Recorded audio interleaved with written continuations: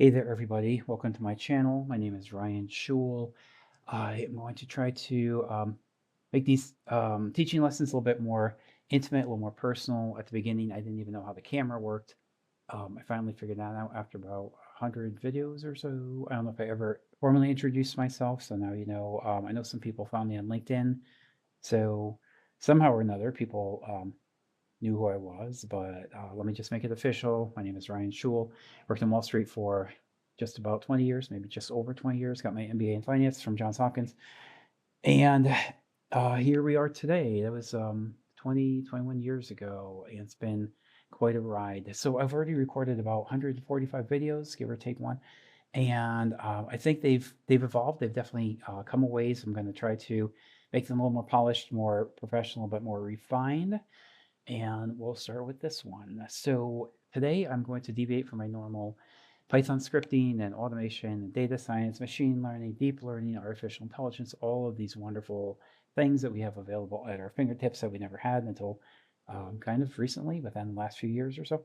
But I'm going to deviate from all of that wonderful stuff and take you back in time a little bit and show you how to do modeling in Microsoft Excel. Back in the day, this was basically the primary tool that we had. Now there's a bunch of tools. I think that there's probably better tools than Microsoft Excel for modeling, but I believe most people still use Excel. So let me just lay a foundation in how to do modeling in Excel. And hopefully, if you use Excel or if you want to get into it, this is going to help you.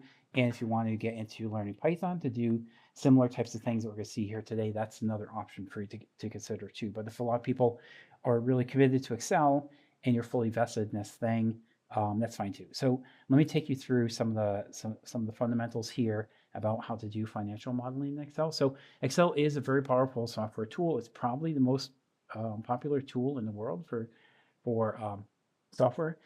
And there's a reason for it, right? It's very easy to use. It's very flexible, scalable. Oh, there's limitations too. It's very hard to audit things in Excel. People can make a change to a cell and you might not know that. And there's no way to tell what was changed if it was intentional or accidental. You just don't know, right? And Excel doesn't handle massive data sets, over 1 million records in one sheet. It becomes very unstable and very slow. If you have several sheets with 500,000 records each or a million records, good luck with that. It's probably not going to cut it, right? But Excel does have a lot of benefits and has a lot of redeeming attributes. So let me take you through some of these, okay? So there's a bunch of Excel financial functions that are built in, MPVs, IRRs, payments. We're going to look at these things today. They simplify complex calculations so you don't have to develop the algorithm yourself. It's pre-built for you. All you have to do is fill in the parameters. Excel is very flexible and customizable, right? There's all kinds of data visualization tools available for you. It's easy to collaborate and share features with your coworkers. If you share files on the network drive, it's very easy to open Excel. You can share the file. And I think now with Excel 365, I think you can actually make updates in real time on a server and people can see your changes as they're being made in real time. I think that's an option.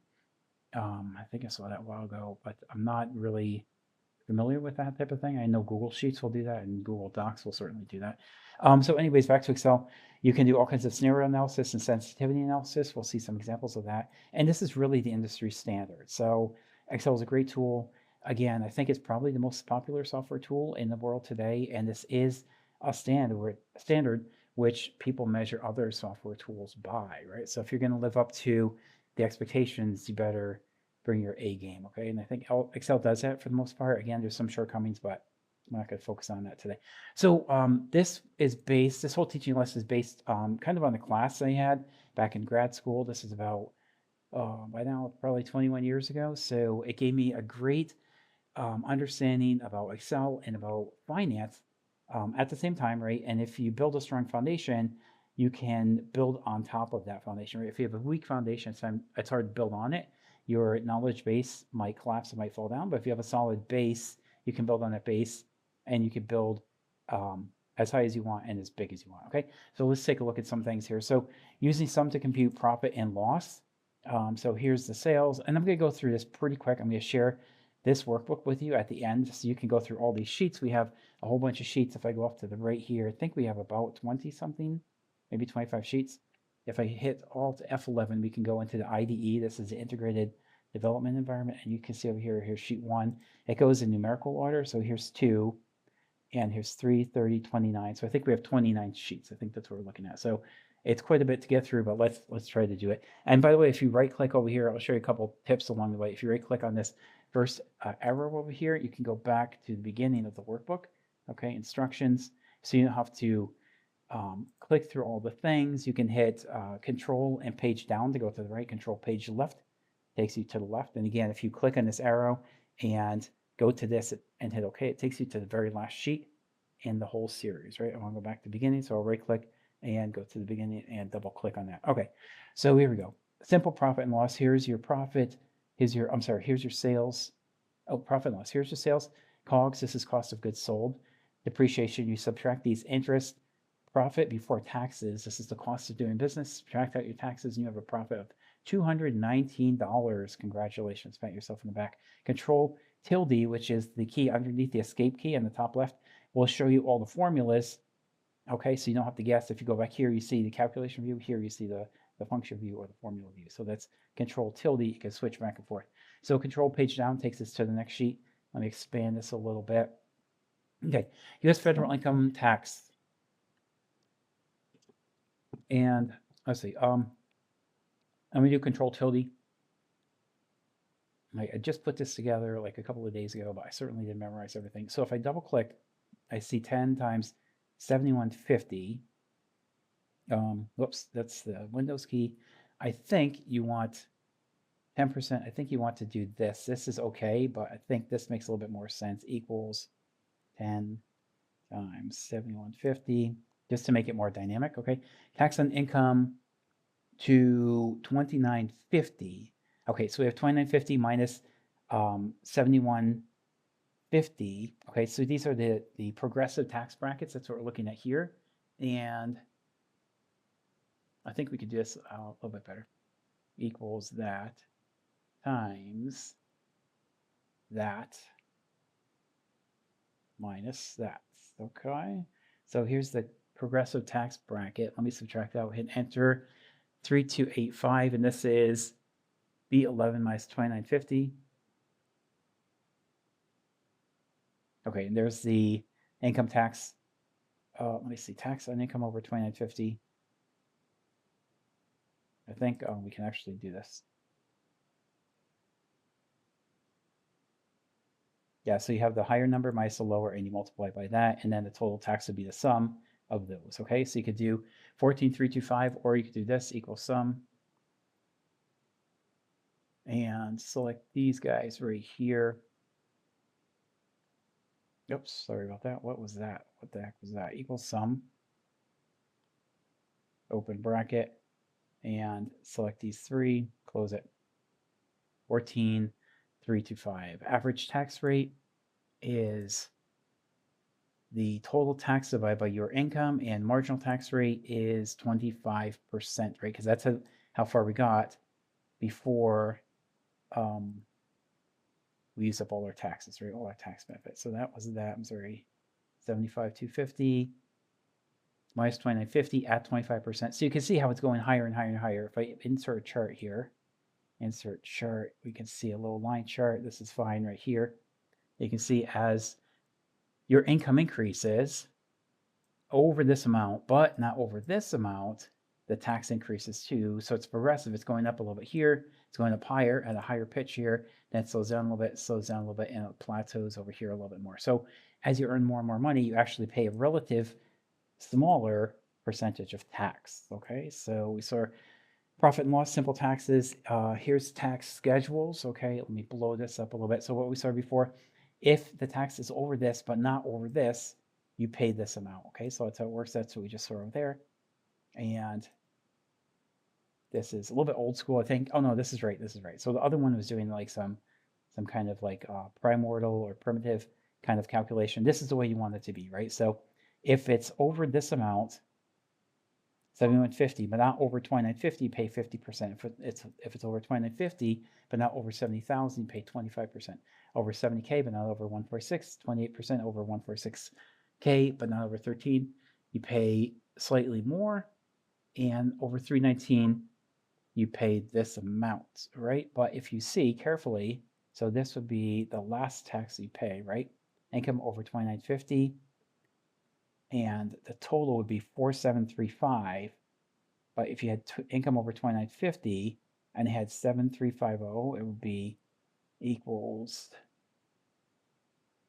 7350 minus that times 25%. So you actually pay a higher tax. The higher tax goes over here, so you can compare this. If it wasn't progressive, you would pay that in tax. But because it's progressive, you pay a smaller amount here, smaller amount here. If you just paid a flat tax at 25%, it would be 10,350 on the amount over 70,000, right? Actually, wait, no, it would just be that higher. Okay, yeah. So it'd be 72.62 at 25%. I'm sorry, I got this wrong.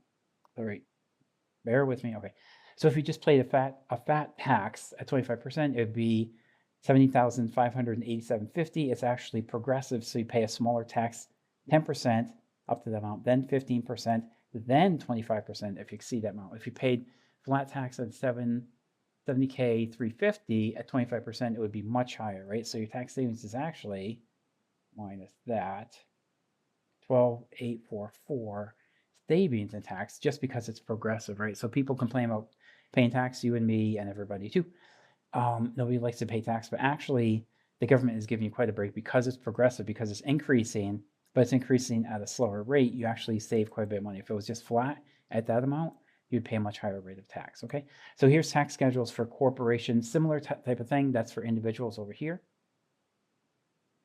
Federal income tax for 4 kinds of filers. Okay, we're just looking at one. I'm not going to belabor the issue here, but we have single payers, married, filing jointly, so you have slightly different amounts over here. So 14.3 instead of 71.50, they basically double it. Over here, married individuals filing separately. So now you're back to the single filer, 71.50.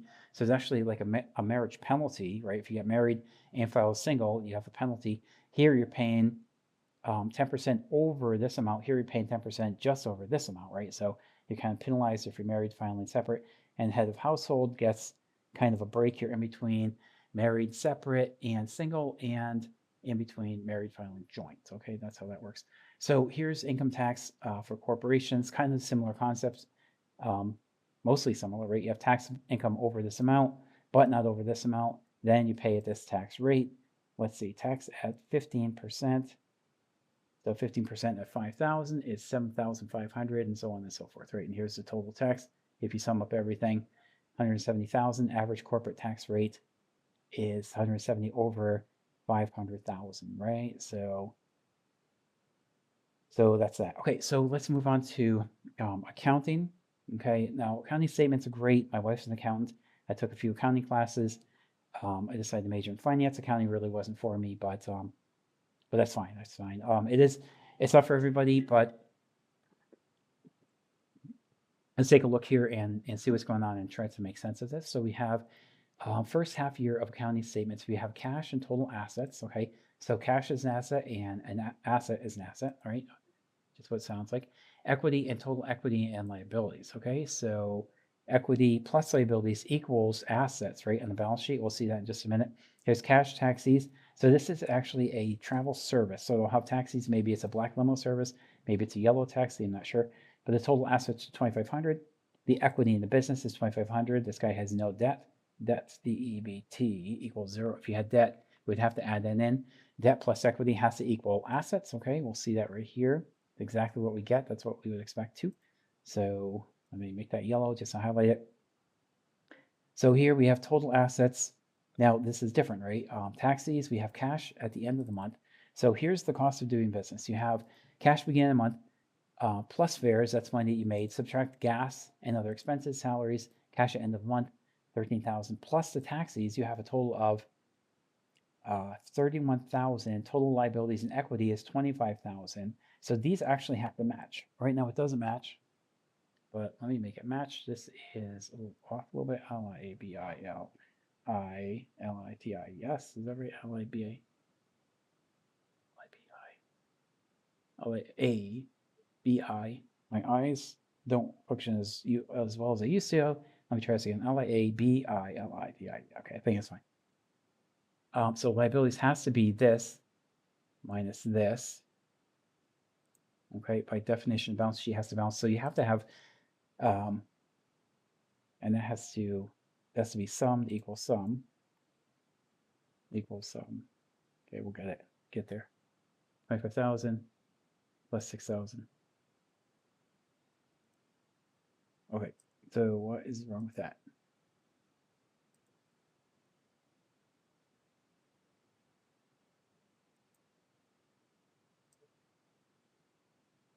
Oh, because it's subtracting out. Okay, let me hard code this.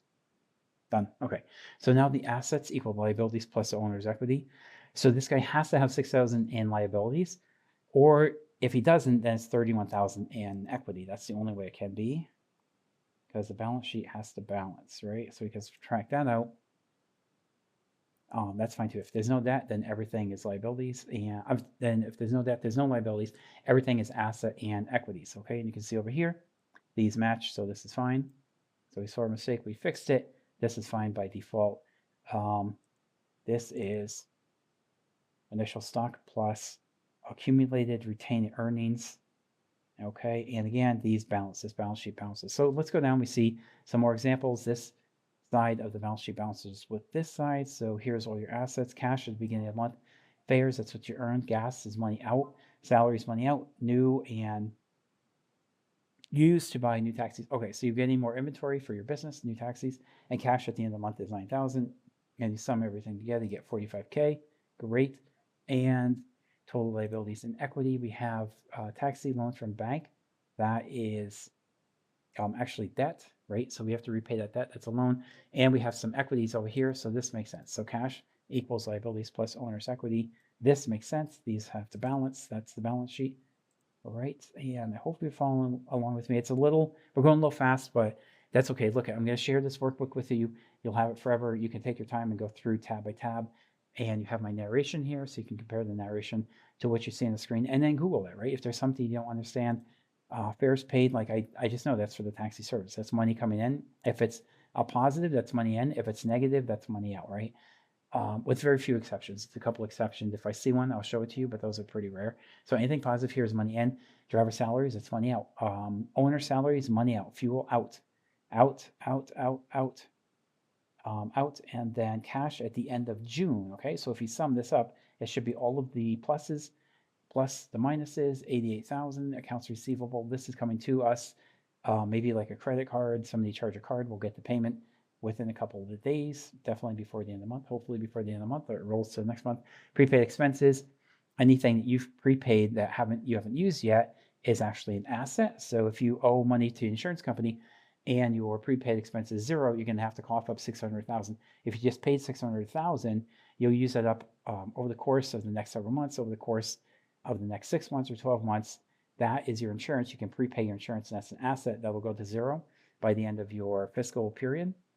But until it hits zero, then you still have an asset, right? It's a prepaid line item. So we have cash, accounts receivable, those are assets. Prepaid is asset. Then we have computer. These are fixed assets, okay? We're not getting money in, but it's worth it. That's worth market value of $2,022 if you go to sell it on eBay or whatever the thing is. And we have 23,706. So this matches this. Well, over here, these two match. So that's excellent.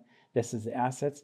This is liabilities and equity. Let's take a look at the equity. Now, again, this is a little more complicated than what we saw at the beginning, right? At the top, you just have like a simple little scenario, a couple of lines here. Now it's getting more realistic, more real world. And it's fine. We'll deal with it as it comes to us. So tax loan from bank, that's a liability. We have to pay that back. Unpaid signing bonus is zero. Accounts payable, gas, and accounts current liabilities. So these are liabilities. These are things going out. We have to pay that for our gas. It's probably on our credit card. The bill hasn't been paid. We have to pay that. We have to pay this. This is liability that we're carrying. Mortgage to buy the building. So that's a loan from the bank, just like this is a loan from the bank. But we have stock in the company. Okay, so we've built up some equity. These are the retained earnings. So this is basically after you've paid all your expenses on your income statement, you have your gross revenue, cost of goods sold, um, EBIT, earnings before interest and taxes. Then you have to pay your interest, then you pay your taxes, then you have your net income. Gross is at the top, net is at the bottom, right? Anything left over can be a retained earning. So they're getting 6,000, 6,000. March was a good month. You double it by 5 times, then you double it again, almost 4 times over that. Total equity is a sum of these, right? And total liabilities and equity is these grand totals. So this is a total over here.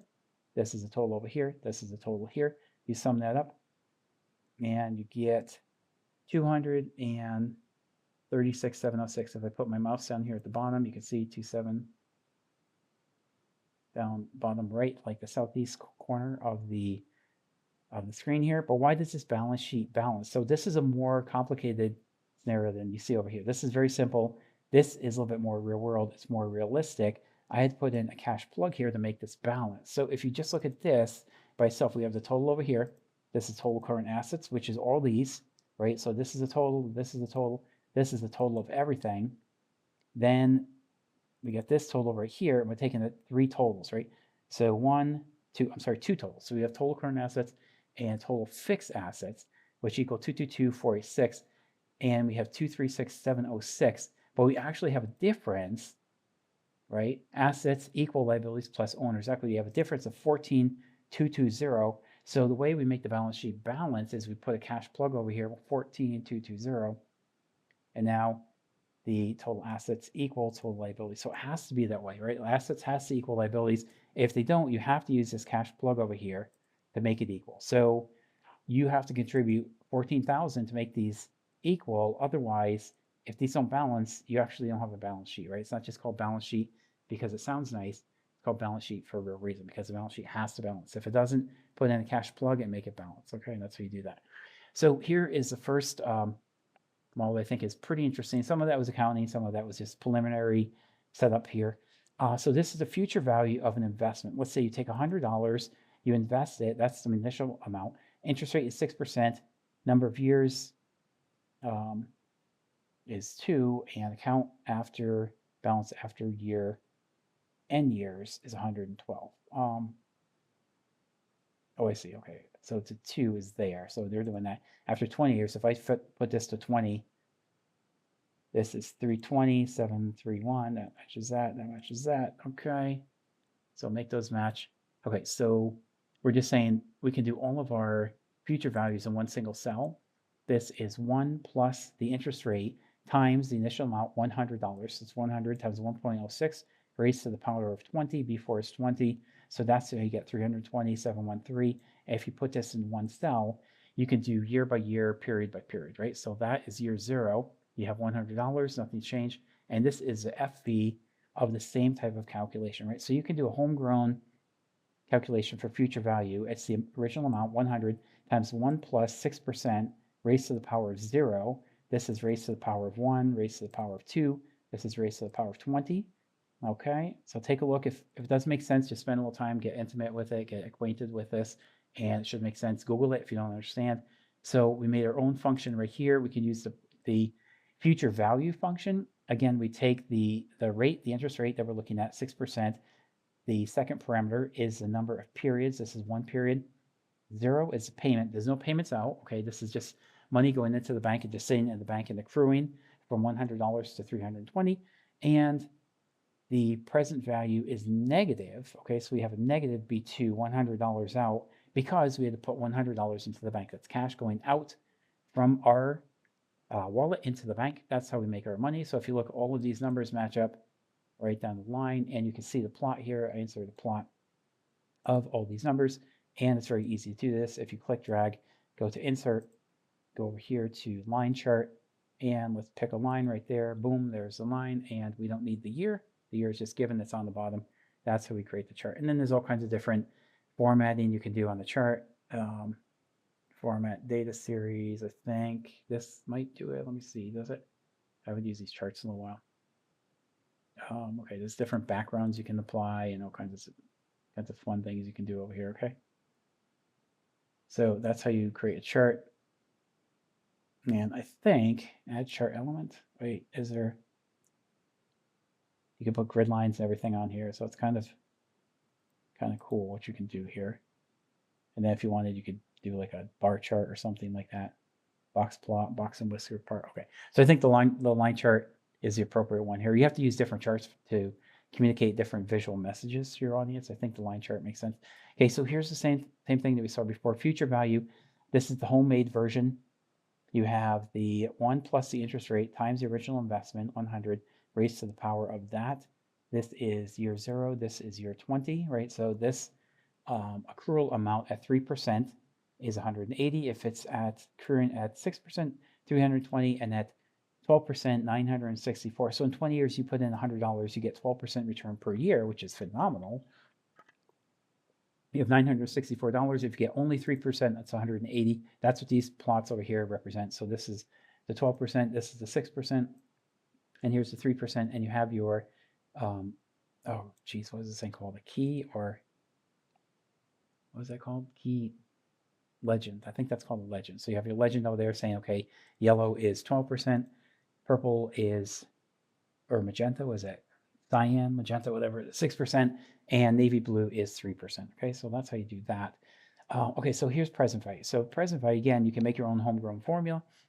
100 divided by 1 plus the interest rate. This is 0%. Down here, it is 50%. Okay, 1 plus 50% divided by 100 raised to the power of 3. What's the 3? Time of future payment. Okay, 3 years. So let's say we invest 2963. We make 50% return. In 3 years, we'll have $100. If we make 9% return and invest $77 at 9%, in 3 years, we'll have $100. If we invest 1% in 3 years, we can get $100, but we have to put $97 in the bank. So this is like more of a CD. This is more probably of an equity, and this is more of a speculative type of investment that has a huge payoff, but it can be very risky too. And if you look into the future, here's 50%. So this is important too. We see the present values here, but you can say, what is the future value of this investment in 3 years? If I have a 50% discount, it's actually worth $29. So if your asset is depreciating at 50% per year for 3 years, it's worth $29. If you invest $29 at 50% for 3 years, you have $100, okay? So over here, we have a built-in formula or a predefined function.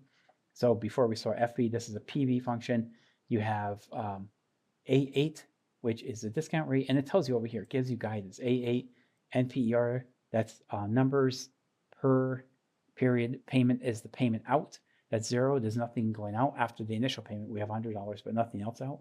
In addition to that, the future value is B2. That's $100. So at 0%, it's worth that in 3 years. If we invest $97 at 3%, at 1% for 3 years, you get $100, and you have to put in $97 to get $100, and it takes 3 years. So that's the present value function right there. If you go over here, you see the future value. I think this one kind of is the sister version of that, or the cousin version. Here's the future value. Okay, and if you need any help with these ever, you forget what to do, you can go to Excel and type it in, PV equals PV, and then, wait, it's not doing that. Oh, we can do over here. So you have all of these. We have financial functions, right? And then you can scroll down here. If you forget PV, you can say, oh, well, here's the PV, and it gives you guidance here, right? So PV asks for the rate, number of periods, payment, the future value, and the type of the investment. So if I put that in here, I can actually pick the rate. What was that? 1%. Number of periods is 3. Payment is 0, right? There's nothing going out. Future value is that. And we should have our number, 97.06, and that exactly matches what we see over here, 97.06. But it's a negative, right? Because this is money out. This is money out that we're going to give to the bank. And in 3 years, they're going to give us $100, right? So we have to make this negative to indicate that it's money going out from our wallet, going to some type of savings institution, okay?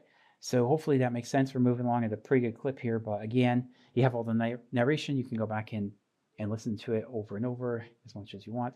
And if there's something that I didn't cover, or if you just didn't pick up on it for whatever reason, of course you can Google it, right? So here's a payment. Here's another financial function. We saw PV, we saw FE. This is PMT, payment function. This is the rate, number of periods, PV, and then the future value, if there is one, and the type of investment. Now we're going to look actually at the type. So we have two payments. We have 149.03 and 137.99. Now, why are these different? We have that plus, no, minus that. I'm going to minus the negative. So the difference is $11.04. So why is it off by $11.04? We have rate 8 and 8, number of periods 10, 10. Is this different? Nope, that's the same too. So why do we have two different payments when we have one payment function out, right? We're making $149 payment out for 10 years at 8%, and the bank is going to give us 100 equals 8 times 8. So basically, 149, 192. Oh, this would be the earnings. Okay, so you make 192.24 over 10 years at 8% if you invest for those 10 years, right? But again, why are these numbers different, right? Let's look at these. If the 8 and the 10 and the 1,000 are the same, these should be the same, right? But not necessarily. This is looking at the initial payment is, I'm sorry, the initial rate, right? Look at these parameters that guide you. Rate, number of periods, that's B4, that's 10 years, and the PV is B5, that's principal, right? When we calculate it, 149.03, here we have, again, the payment, number of periods, payment, principal, right? And then we skip the future value. We don't care about the future value. And the type is 1, okay? So if it's 1, it's made at the beginning of the period. If it's 0 or if it's omitted, it's at the end of the period, okay? So if I put it 0 or just skip it, 149.03 matches that, 149.03. But if you make a payment at the beginning of the period, let's say it's 1, okay, look at the notes over here. I have a little tiny notepad.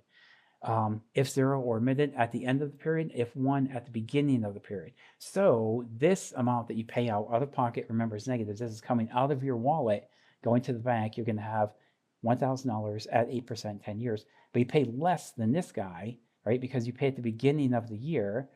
So it costs you $11.04 more because you could have taken that money. You could have invested in the stock market and made money. You could have made money. You could have put it into a CD and made money.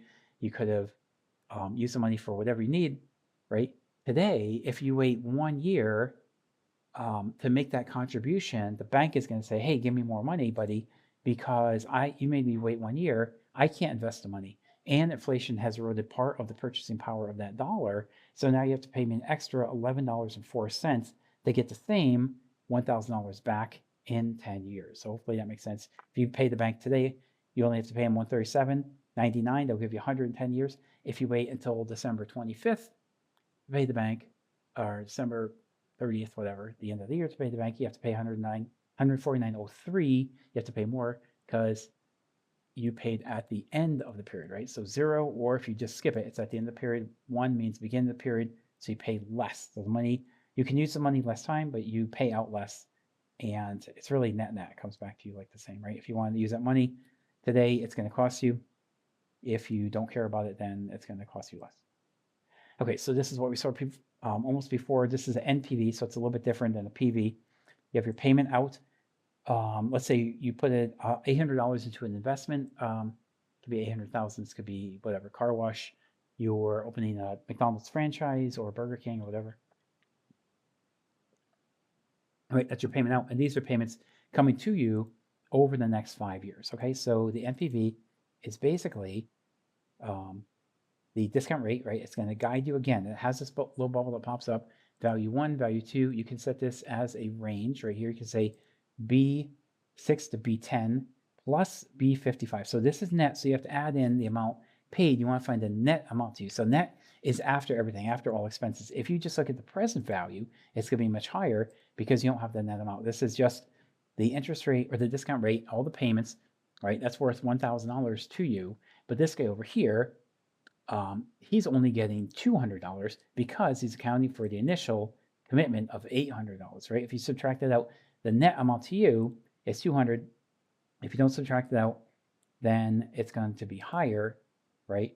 And you're both right, so now they match. One is just a present value, one is a net present value. So remember, net is after all expenses.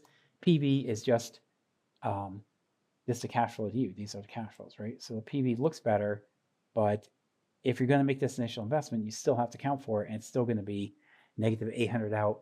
in order to make the $200, but still a good deal, right? You pay 800 today, you've made on the downside, I see 1,000, right? So 1,000 minus 800 is 200. So the net to you is 200. To this guy, he's not accounting for this the same way. So it looks like his present value is higher, and that's the right calculation if that's what you're trying to do. If you're trying to do an NPV, use this. If you're trying to do a PV, use that. This is the graph of the NPV, right? You can see we start at $200, goes down to negative 193.28 at 16%. If you go down here on the y-axis, you'll see 16%, right? If you go straight up, if you go over to the left, you see negative 196. So I think that makes sense, okay? Hopefully that jives with you guys. So let's look at another example here. So here's NPVs. Again, we account for the initial payment out. If we didn't, we'd have a PV. It's not an NPV, just a PV.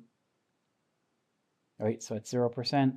And then we have much higher cash flows. But again, if you're going to do this as an NPV, you have to consider this, and we will set that as fixed, right? So it's 11,000 out to make the investment, but you make 135,000 at year 10.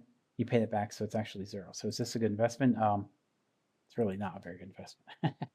It's actually, if you didn't have this at the end, like I'm not sure what this is right here, but probably it's a cost to clean up or to fix up or to create some type of rebuild or restructure. You can have a big capital investment at the end of 10 years, okay? It doesn't say what the scenario is, so I don't know what this is, but if you were doing whatever, mining for gold, drilling oil, there's gonna be cleanup costs for that, right? So this is very plausible at the end of the 10-year period, you have a big capital cost to make up for your business to clean up the site that you're drilling for oil or mining for gold or whatever it is. It's pretty common to have a big capital reinvestment at the end. So this is IRR, internal rate of return. This is your return for all these cash flows. So if you look here, if you sum all these together, go down to the lower right, it actually says sum of a negative 11,000. If you look in the lower right-hand side, negative 11,000, but the internal rate of return is actually positive, right? Because, let's see, why is it positive? Oh, okay, just zero. Because supposedly you're making 15,000 per year over time. Maybe you're putting a little bit of it aside into the bank, right? You have to pay up to 135, but you're making enough in this scenario to offset the 11,000 and the 135,000. Now let's look at this IRR. Again, a guess two. What is the guess? Let me look this up now. Actually, I forgot about this. This is a long time ago I dealt with it. I could go right here. Okay, here we go. Let's see. Finance, finance, Excel, IRR rate. Let me see what this is.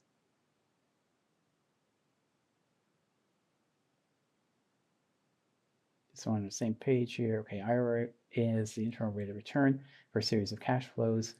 Okay, we know that input is cash flow, organization organized by the data listing RIR into cell. What does IRR mean? Internal rate of return. What is the default guess? Oh, okay. So that's how much you're making on the investment. That's it. So this is how much you expect to make on the investment, 0.1. If you expect to make 2%, oh, that's 10%. If you expect to make 20%, then your IRR is higher, right? Let's say you expect to make 0.15, 1.86%, so still pretty low. It's not high enough to really justify this investment. But here, if you expect to make 20% on your investment, or God forbid 30%, then the IRR is a lot higher. Then you should do it. Anything over about 1%, it's okay to make the investment. It's really a judgment call. If it's negative IRR, like if this was negative 25,000,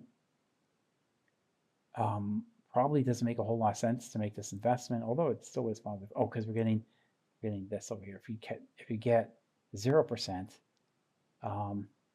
yeah, it's still pretty low. So this really isn't a great investment. There's better things out there. So that's what this proves. Let's move on. -1, 1, 1, 1, 0, 0, 0. Reset that to what it was before. Okay. So the next tab here, we are looking at yield to maturity with semi-annual coupon payments. Okay. So let's say you invest in a bond, it's negative 1,000. That's the cost of the bond. I have a video on this, how to value a bond, if a bond is overvalued, undervalued, or appropriately valued. That video will help you with that. So you have 1,000 out, right? You have 3.5%. So you're getting these coupon payments, plus you get back the initial payment plus the coupon in the final year. So you are making about $14.90 on an initial investment of $1,000. Okay, so that is going to say 1 plus 3.5% times, to the power of 2 minus 1. This is the annualized internal rate of return and the yield to maturity for that bond. Okay, so now we have a XIRR with the dates and the cash flows. So actually, let me Google this. I think IRR is for consistent and persistent cash flows. I think the XIRR will show you the value of the investment if the cash flows are inconsistent. Let's see, XIRR. Let me just, I haven't done this in a while, so bear with me. XIRR. Okay, let's take a look at this thing. Internal rate of return for series cash flow that may not be periodic. Okay, so that's it. So these are all the same periods. These are equal, substantially similar periods. These are not equal. So it's December 22nd, June 1st, December 1st, June 2nd, December 2nd. So you can see these IRRs are very irregular. We need an XIRR. And even with the XIRR, it's not really even calculating this. Let's see why. Initial guess. We can put in a guess here. Dates. Oh, values. Oh, those are right in the guess. Let me put comma 0.2. No, 0.3 maybe. 0.3. Yeah, it's not getting the XIRR. So actually, I don't know what's wrong with this, but you can see how these dates are inconsistent and these dates over here are very consistent or just equal periods, right? So we use the XIRR if the date fluctuates on a non-periodic schedule, and if this is periodic, right, it's the same pattern over and over, then you do it that way. So here's compound interest. Okay, so we say initial balance is 1,000. This is 1 plus the interest rate, 15%. That's what the bank is giving us. That's actually really high interest rate. I would love to get that. There's no way the bank is paying that, but whatever. I think it illustrates the point. Let's make this a little bit more realistic, 5%. Okay, so you make 1,050, fill down 1,200, 1,102, 1,157, so on so forth up until year 10. So this is compound interest, and we can put a little chart over here if that helps to communicate the message a little bit better. Okay, and you can move that to what you want. We can delete this, and we have our chart right there. Okay, and then it ends at 1628, right? You can see the mouse over the bubble when I pop over it, and 1,000, and the second payment is 1,050. Okay, so mission accomplished. We got through that. Next one is cash management model. Okay, so here's a hypothetical scenario. Bob's bikes. So like we saw before with the accounting, the cheap bikes cost 100, expensive bikes cost 250 wholesale. That's what it costs us to buy the merchandise, right? Parts is 20% and markup on parts is 100%. That's a nice markup. I'll take it. I'll take that. Thank you very much. Monthly retail store, 5,000, so on and so forth. The bank balance at the beginning of the month is 3,000. So cheap bikes is 175, so on and so forth down here. Parts ordered 75.50. So this is basically cheap bikes, and we got 125 bikes, right? That's what that is. So C21 is 21, C22 is 100, and we multiply 100 by CB5. Oh yeah, so expensive bikes times the number of bikes, right? And this is cheap bikes times the number of bikes, and B7 is the parts ordered as a percentage of bike. Okay, so 20%. So that's where we get the 5750. Ending parts inventory is the beginning plus parts sold. Oh, I'm sorry, parts ending plus parts sold. Sorry. Parts ending plus parts ordered minus parts sold. Okay, so it's B30 plus C28 minus C29 is 2050. That's the ending inventory. Okay, and they all go like that. So we saw these cash flows before. This is parts sold, and this is, let me do the control tilde underneath the escape key so I can see that. Okay, so we actually have quite a few functions here. So that's 100 times, I don't see it, 100 times B4. Oh, there it is. Okay, so the red cell times the blue cell, and then the expensive times the number of bikes we buy, and so on and so forth, right? So you can see all the details when you scroll through it. The monthly cash flows is cash receipts minus cash expenses. And if we go over here, cash receipts for the month is 39,000, cash expenses is 13,000. That's the profit. So 39,000 minus 28,000 is 28,000. So I think we're doing good. Okay, we're probably halfway through this teaching section right here. Hopefully I can finish before I run out of ice water. So now we have a bank. Is this a bank or is this a shark loan, right? So the bank can charge 15%, shark loan can be 14%, amount borrowed is 1,000, repay over 1 year, 1,050, 1153, right? So this is 1 plus 14 divided by 12. So that's 12 periods per month raised to the power of 12, right? So we have 1 plus 14, so 114% divided by 12. We get the monthly rate. This is the annual rate. 14% is the annual. We get the monthly rate, then raised to the power of 12 because we have to compound it by 12, and we multiply that by the original $1,000. Okay, so the effective rate of interest, IRR, is 15%. Okay, and the effective rate of interest over here is 15.39%. Okay, so here's the money invested and repay in 1 year, 15% to the bank. So the bank made 15% here, made 15.39%. The difference is F4. Whoops, F4, sorry, open that, I didn't want that. I keep hitting the wrong one, sorry.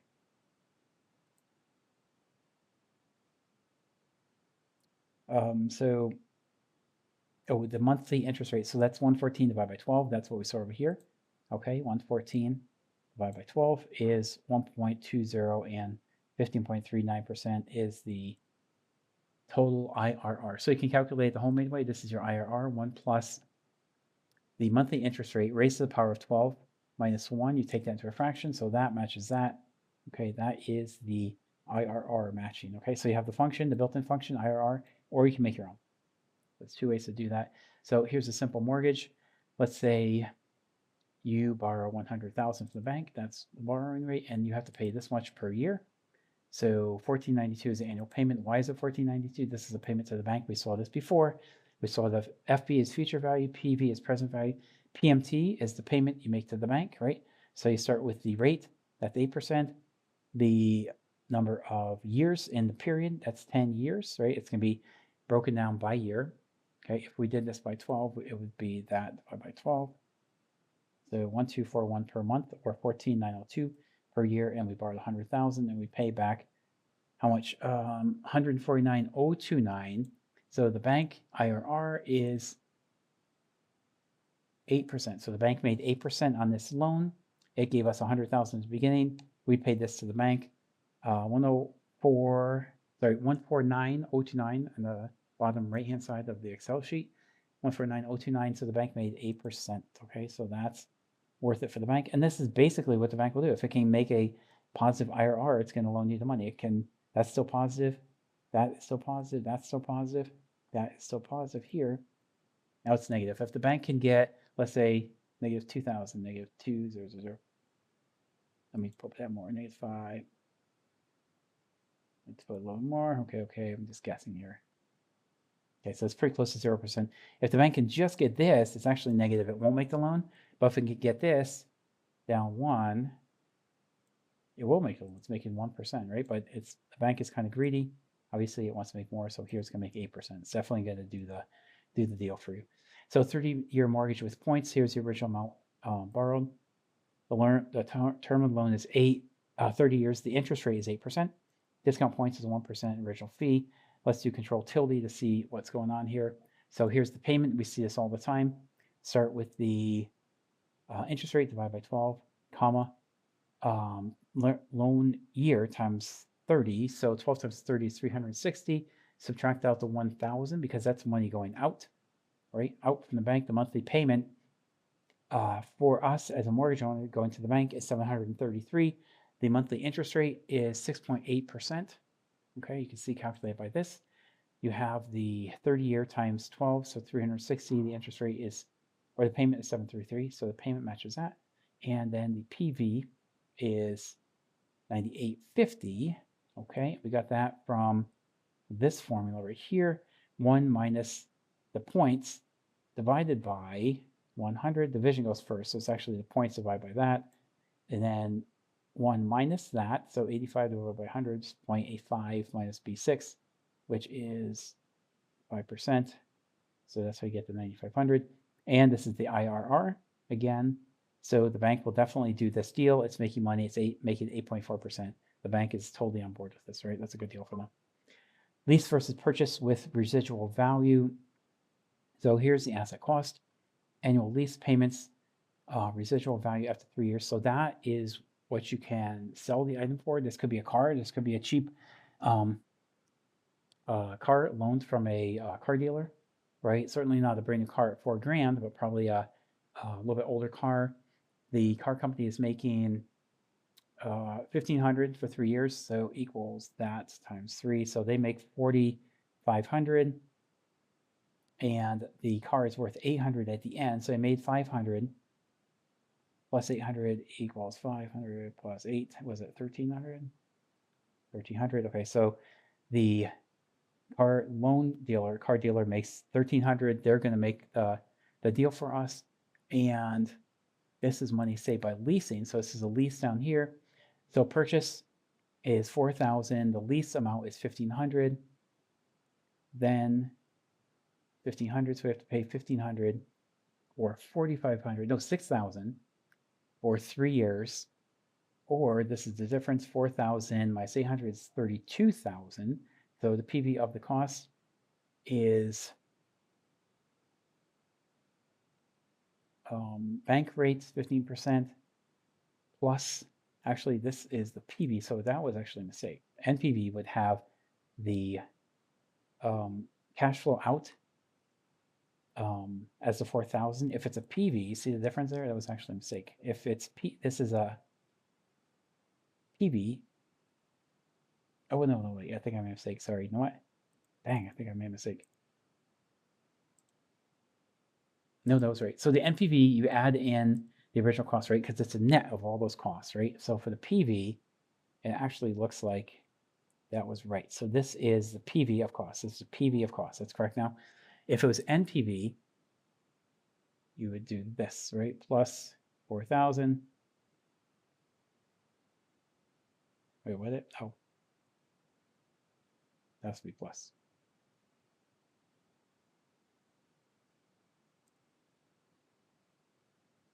Okay, and that would be the present value, right? If it's NPV, it's just NPV. The PV, you have to add in the original cost. That's what we saw before. Okay, sorry if I misspoke for a moment there. Okay, monthly compounding on credit cards. So this is dangerous. Credit cards are insidious, guys. Don't carry credit card debt unless you absolutely have to. This is going to crush your life, right? Just because it's a lot of money. So the annual rate is 18%. The monthly compounding rate is that divided by 12. So monthly, you're paying 1.15%. That's what this is right here. So 1.15 balance at the end of the month. So it's that plus the 150 balance at the end of the month for 12 months is 119.56. So the effective annual interest rate is the IRR. Okay, if you go over here, that's 1 plus 15% to the power of 12 minus 1. Okay, and this is the same type of calculation. This is the ending divided by beginning minus 1. Okay, 19.56% or IRR. So there's a few different ways to calculate that. Discrete and continuous compounding. So here's the interest rate. Here's the initial amount, 3 years. So if I do control tilde, you can see it's 100 times 1 plus 10% to the power of 3. This is for 3 years. Okay, let me get rid of the tilde. Continuous compounding is exponential compounding. So you can see it's just slightly more. O equals that minus that. So this is periodic compounding. This is compounding once a year for 3 years. This is continuous compounding daily. You pay 1.866% more. Wait, is that right? Wait, wait a second. Wait a second.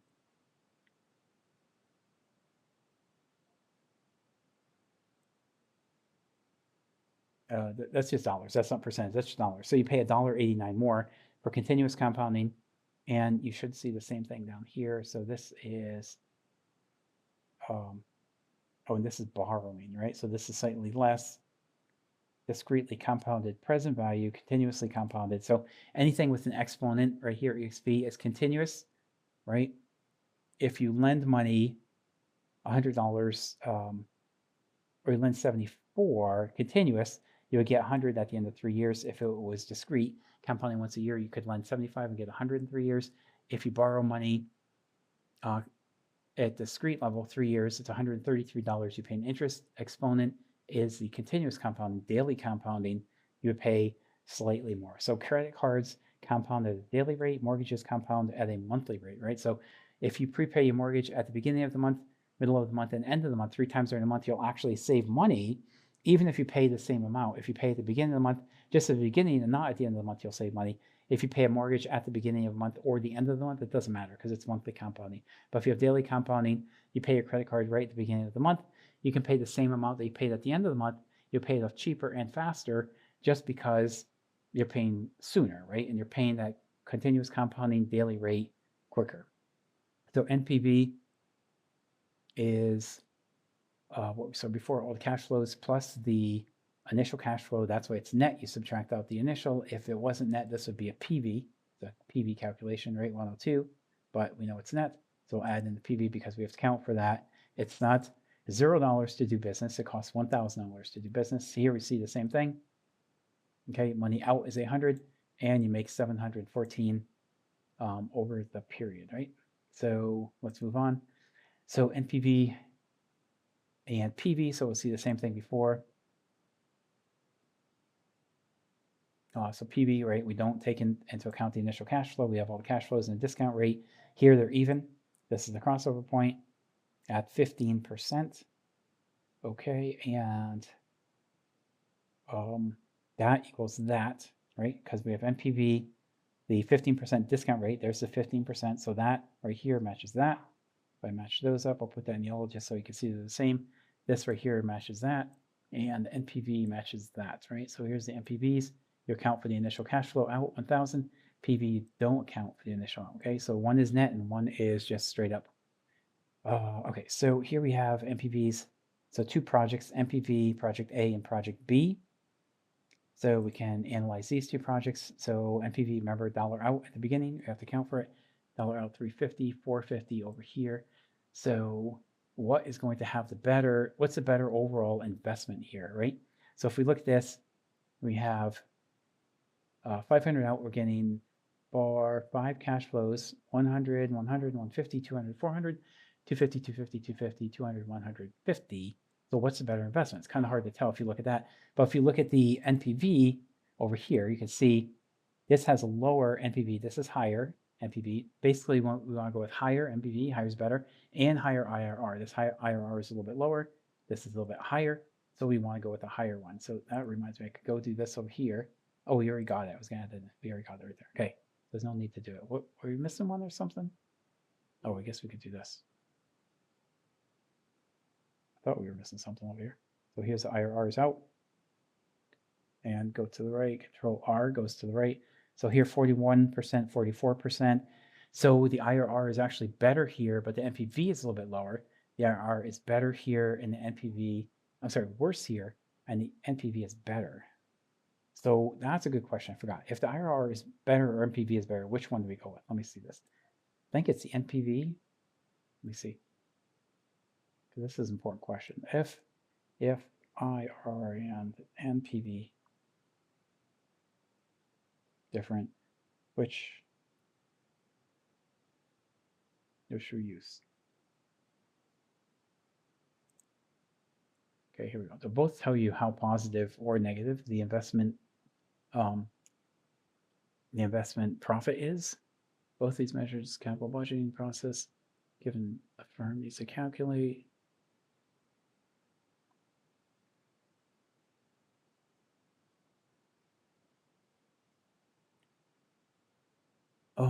Okay, and what is the formula? Okay, NPV, we have that. Which is better? Okay, it depends. IRR is usually more useful when you're comparing assets across multiple projects. NPV tends to be better for when cash flows may flip. Oh, so we can look at both, okay? Which is better? I'll put that in the notes and I'll save that for you guys. So which one is better? It really depends on the scenario and what you were trying to do, right? So you have to do a little bit more investigation for this before we can come up with a conclusive judgment here.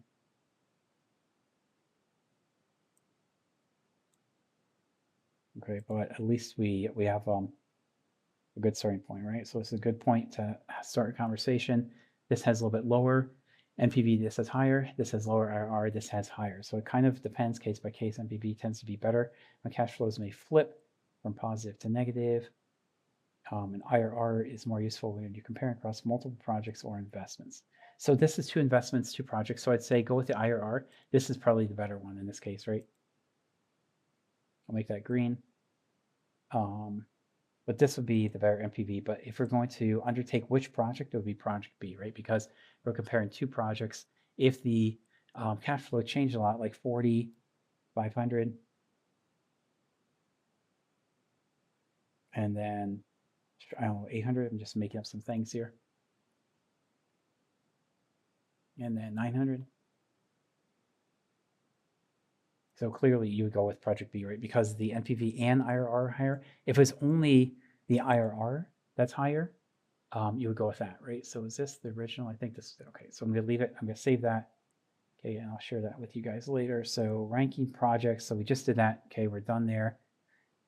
Okay, that's a win. Selling Dave's condo. Okay, tax rate 30%. So this is the rent, cost of the condo. They're renting it out apparently. This is the Airbnb, property taxes, miscellaneous. Tax rate, so 30% times the reportable income and the net income. Remember, net is after all your costs. So reportable income, subtract out taxes. You made $850 profit. Congratulations. Pat yourself in the back. Let me put dollar signs over here to make it a little easier to read this. I like the formatting. Okay. And we're over 1 hour with the video. I'll try to speed it up a little bit here. There's a lot to get through. Okay. But I think we're getting close. I think we're getting close to the end. So that's it. This should be pretty intuitive. Just look at that. Look at the control tilde so you can see where all the calculations are. That's the control and the key underneath the escape key on the upper left. Cash flow is positive. This looks like a good investment. Net income, add back depreciation because you can depreciate your condo. Okay. As a working asset, you can depreciate that and save in your taxes. That goes to your bottom line, 1850. Depreciation tax shield is 3,000. So it's 3% times 1,000. The original cost of the condo is 100,000, and there is the net income without depreciation, 1850, and the cash flow is actually the same, 1850. Okay, so those match up. Let me make that the same color. Okay, let's move on here. I think we're getting close to the end. Let me scan ahead a little bit here. Oops, that's going down. Sorry. Now I hit the wrong key again. Control page down. Okay, just a couple more pages. So bear with me, guys. We got like 4 more to get through. This is very interesting. I think you'll get a ton out of it.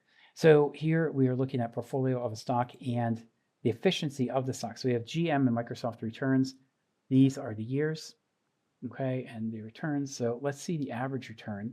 This is average, okay? So if I hit F4, why is that coloring? That is weird. I thought F4 showed you the contents. Okay, maybe my shortcut keys got reset. So that's the average. That's the average. The variance is the variance of the stock. Okay, the standard deviation is the standard deviation, SDEV of that, and the covariance is these two these two returns next together, and you can see the sigma is the standard deviation or the variance or the change over time of the stock price, and the expected return is this right here. So we can go ahead and create a pretty cool table. If I have these payments over here, I'll show you how to do a sensitivity analysis. We can put that over there. We can put this, I think 37.99. We can set that to that. Okay, and then if I put my mouse over here and select this and go down, I haven't done this in a while, so bear with me. Hopefully this works. I think it's over here, data, group on a what if analysis, data table. Okay, I think this is it. I think I want data table, column input. I think this is going to be the column, and hit that and hit OK. Input reference not valid. Okay, let me try again. Let me try this one. Not valid. Okay, why is it not valid? Let me see. Column input. Wait, maybe.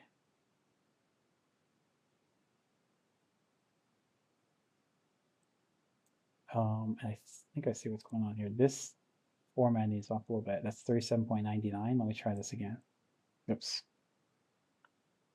I want a data table, and I want to look at a sensitivity analysis. So I go to data, what if, data table. And I think this is it because I want to fill in this column. Not valid. Okay, let me try one more.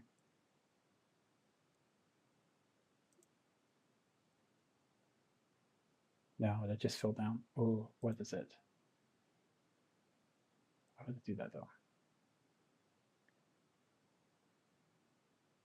Oh, okay, give me a minute. We'll try to figure this out. If not, we'll just move on. I think that can be that, and this can be this.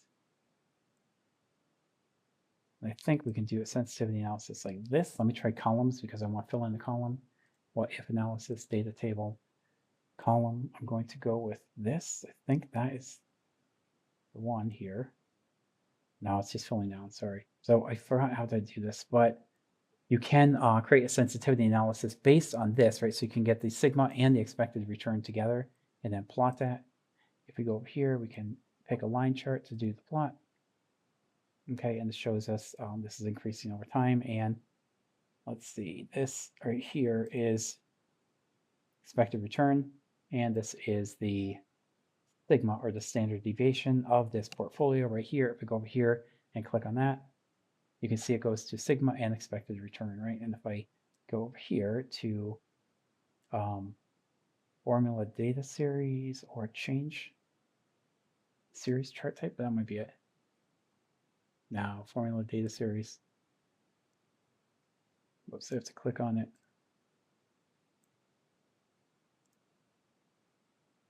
Oh, this format, add data label, select data. Okay, this shows you where the data is coming from too. So you can see the moving little lines moving around now, the animation thing, that's called dancing ants. It looks like ants that are dancing around, so they call it dancing ants.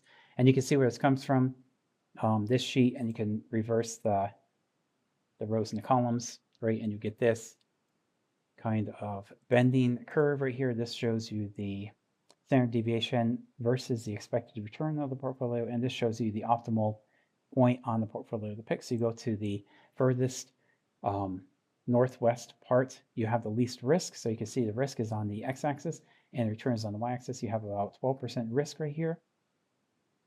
Okay, and you can see that represented over here, 13.98, right, at this point right here, and you have about 33% return. That's the expected return. So the optimal portfolio would be right about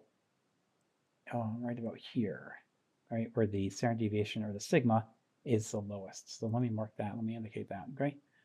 So let's move on. 3 more sheets. We're getting there. We're in the home stretch now. Okay. So again, we have the capital market line. We have the best fit line over here. This is showing the market portfolio. That's what I just showed you right here. This is basically, if I put the mouse over it, 8.26% and 10.8. So if we go down here, 8.26 and 0.28. So you have the lowest standard deviation per expected return. Okay, so the returns go down over here. You don't want more returns because you have higher sigma, higher standard deviation, and over here you have higher standard deviation, although you do have higher returns. So anything above this, 8.26, this is the optimal point to be. You could go over here, you can go here, you can go here, you can go up to the top, like kind of the northeast. This is the top point right here to have 14% with 15% return. That is indicated right here. But then you have a lot more risk. You have 14%, almost double the risk that you have here, and you just have another 50% return, right? So 10 to 15, 50% higher return, almost double the risk. It's not worth it, right? So really the ideal point is right where this curve bends right here, about 7.23. Actually, wait, I take that back. It's actually not here. This is going to be the lowest standard deviation. I have to correct myself here. Lowest standard deviation is here, right? So 8.46% return right here. That's the best place to be. You could pick that. Honestly, it's a little bit arbitrary when you get here. You get slightly more return, slightly more risk. It's almost the same thing. There's a risk return trade-off. If you go over here, you can expect a much higher risk, guaranteed. Maybe higher return. The return is guaranteed. The risk is pretty much guaranteed. Here, you'd have a much higher risk, much lower return. You definitely don't want that. So anything down here on the lower part of the curve, you don't want that. You want at least with this red square or up to the right, okay? So that's the best place to be. So let's look at two more pages and we can finish this thing off. This is returns for the S&P 500 and Mirage Resorts. So that's a resort, presumably some type of, I don't even know what, just pretending some Caribbean resort or something or other. So we have a chart that we can plot over here. If I go over here and add a trend line, we can pick a couple equations to put on the chart. 1, 2, 3. So we're going to set intercept, display equation on chart, and display squared value on chart. So we have the r squared and the y is the intercept, right? So now we have this shown up on our chart. So y-intercept is 1.17, and r squared is 0.3763. So not statistically significant. We want to see at least an r squared of 0.7 or higher. And you can see all these data points are kind of skewed far away from the best fit line, which is right here. This is this black line sloping up from the lower right to the upper left. And this is the what is it called? It's called a, wait, let me get this back. Best fit line or regression line? That should be the same thing. Oh, trend line. Okay, this is a trend line. So the trend line is showing you the intercept and the equation on the chart and the r squared, right? So the r squared is pretty low, not statistically significant. There's no predictive capabilities between the S&P 500 and the Mirage Resort, okay? That's just arbitrary. There's no significant relationship between these two. And yay, we have the last page here. We made it, guys. We made it to the end. Saving for the future, okay? So let's say the annual deposits to a savings account is $715.74, a nice round number. I don't know why I picked that. That's just the way it is. So each year we put this into the account. So we put a total of 715740. If I do that, let me go down here. Equals sum. Okay, and 7157. This is 7147. Oh, this is the payment. That's why. Okay. So to get 10,000 in 10 years, this is the payment we have to make at 715.74. So that's it. So we put in 715.74. We get 10,000, 10000, and the profit or the gains, the capital gains equals that minus, whoops, that minus that. So we made $2,482. Not too bad, guys. Not too bad. So if we put this money in the bank, we're getting 6%. This could be a CD or something. This is our profit. This is what the bank gives us in 10 years, and this was what we put to the bank. Okay, so that is it. That's pretty much it. I'm going to go back to the beginning. Hopefully that was useful, helpful, insightful. Hopefully you gained a little knowledge. This is Excel.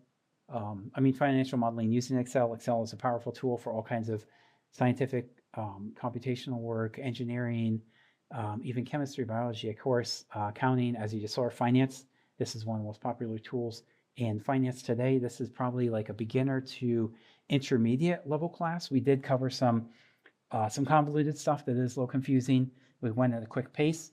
So if you have to replay the video a couple times, by all means do so. If you're totally lost on some concept, PV or FV or XIR or PMT or YTM, yield to maturity, or whatever, go ahead and just Google those things and learn as much as you can about it. I think any time that you spend on this endeavor is going to pay off huge for you, okay? You're going to learn how to do personal financial planning, savings, investment analysis, what project is going to pay the highest NPV, the best IRR, future values, present values, internal rate of returns, yield to maturity, all that stuff, okay? It's all good stuff, guys. So hopefully I was able to drop some knowledge on you. Hopefully that was useful and conducive to your learning today, okay? So I'm going to wrap it up. Thanks for your time. Enjoy the rest of your day. Take care. Bye.